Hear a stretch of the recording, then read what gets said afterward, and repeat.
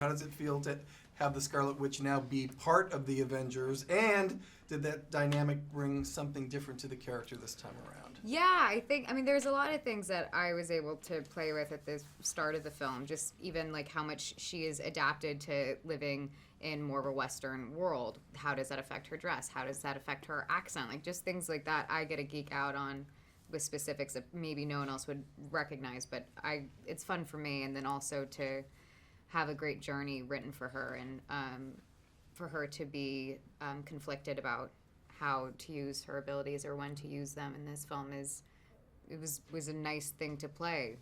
Very quickly in this film, she's in a difficult position. Yes, she is. Yeah. Yes, she is. But I wrote down kick-ass, by the way, about Thanks. you early on when I was watching. So, Jeremy, you have this relationship now between Hawkeye and Scarlet here. Mm-hmm. What was this new friendship like for you to play? Fun? That's the word I'm thinking. Yeah, I mean, I think there's it kind of coming off of Ultron and into this. You know, again, there wasn't a lot to explore. I think there's a lot more to explore, and I think the dynamic is really sort of interesting to where I don't know if it's like a sort of brotherly or uncle type of thing, kind of looking up, where she's the more powerful, like, monster creature that's just, I think, probably the most powerful in the universe. And then there's me who's no powers, but she's, I don't know, there's an interesting dynamic between them. And I think there's definitely a replacement on her end of, like, she's the only person she had in her life was her brother after her parents, and now she has no one, and he, for some reason, feels like someone who really saw her through all of that. Yeah. Especially with Quicksilver. Yeah, there's family ties to it, kind of thing, kind of big brother, kind of interesting things to kind of look into. You hit on the costume a little bit. Did it inspire your inner superhero at all? Yeah.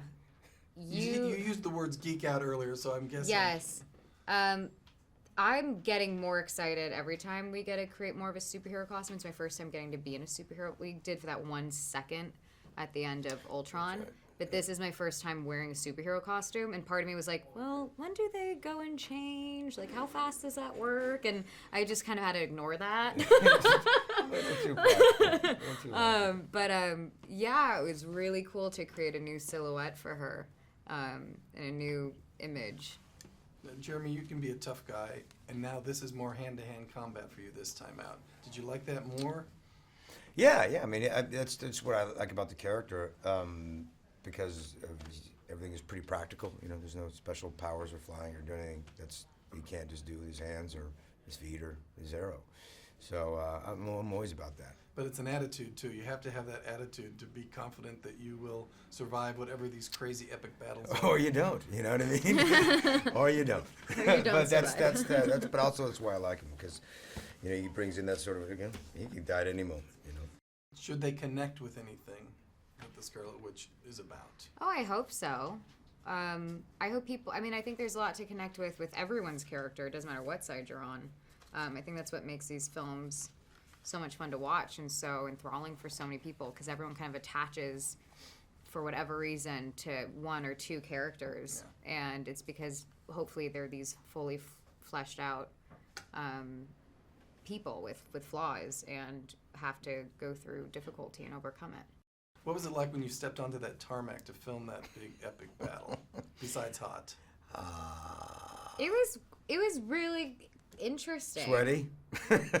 There was a lot to coordinate for some of the wider shots of, like, at this point, you know, Sebastian does this and you do this and Spider-Man does this, and you're kind of like, oh my goodness. And that's kind of exciting to see how you could see how it could kind of connect in editing pieces, things like that. Yeah.